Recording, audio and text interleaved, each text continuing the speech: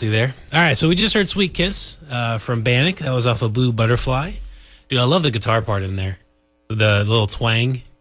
Oh yeah, yeah. Was that meant? Did you meant to do that? Was that something that was meant for?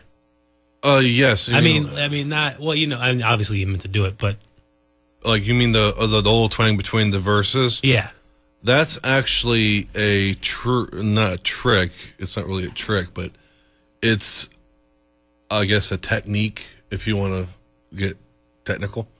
I heard it was first Jimi Hendrix did it. And then I heard it from Zakk Wylde, from fame of Black Label Society and Ozzy Osbourne. And it's basically the wah-wah pedal turned on the lowest setting. Like the high, like where it's, the treble's up. Okay. So it gets that sound. Like you can hear it like, I think Burning the Midnight Lamp for Hendrix, he used it on that and things like that. It's like just a certain tone that I was going for, and I got it with that because I wanted to use the wah, and so I just started out with that, and then went into what the wah is used for. And so the whole inspiration for that too, as far as the "Sweet Kiss" thing. What's it like to have these songs written down for so long, and then, bam! Now they're out there. It's really surreal. Oh yeah, it's very nerve-wracking because I've basically waited for this day for many years, right? And I finally just said, "Screw it, let's do it," and I just went into my studio, if you want to call it that. It's also called a garage. And went in there and just went, all right, let's do this. I had no recording experience. I just did it on my own, and from what I've heard from friends and what I could see online, Right. And it came out the best I probably could have done with the experience I have. Yeah, no, definitely, and I'm digging it too.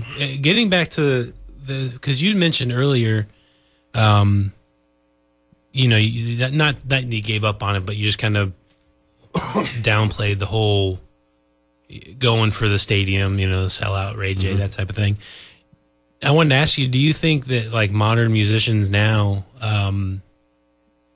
should maybe? Do you think they should think a little smaller in terms of? Because with the internet, with YouTube, there's so many ways to get your sound out there, and it sees to me anyway that it's harder now to get to that level. Do you see that the same way? Because I saw on your website you had mentioned something like that. You said that you put aside that thing about selling out, and you mentioned it this evening. Not selling out musically. I know what you meant. And so I wanted to get your opinion on that, as far as in this this technological age that we're in here.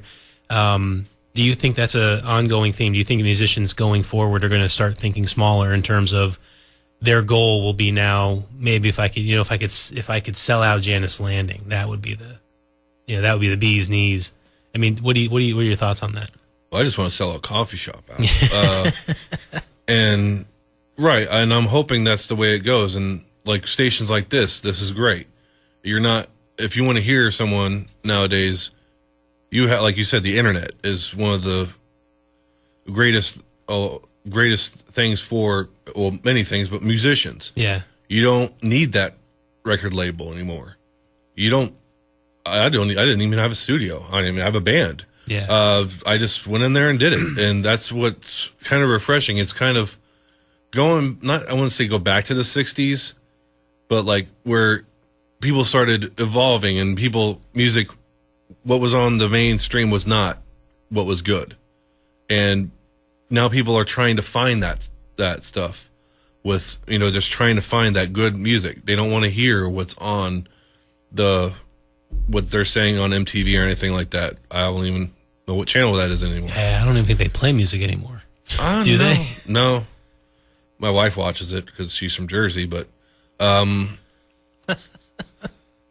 have too many Jersey shows nowadays. But Right. That's why like what I love this station about is it's all about the music. It is. I mean, besides they do have the public affairs and stuff, but when they have a music show on, that programmer, it's all about them. If there's a blues show on, then like for Harrison, for example, does the blues on Wednesdays, and he just picks a set list. It's not like, oh, well, this song's popular now. I should play this. He's like, no, this is what the blues is, and that's what he plays.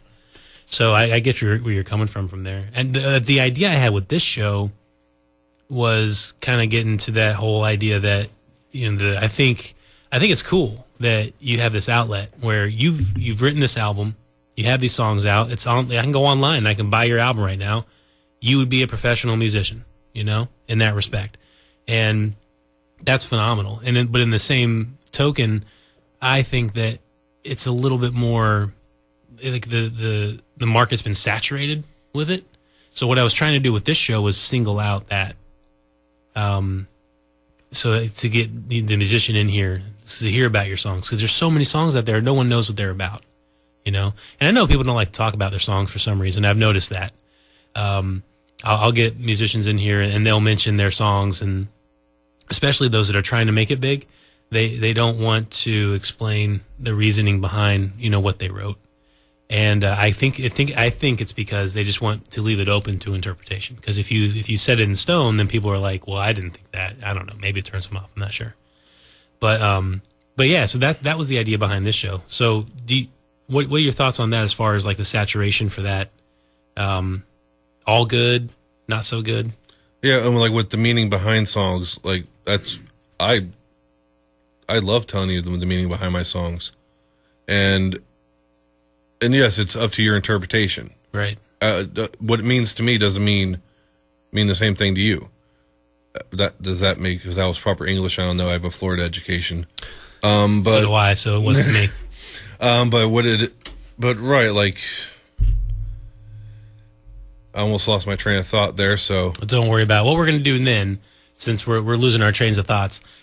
Since Eric Clapton's a big influence here.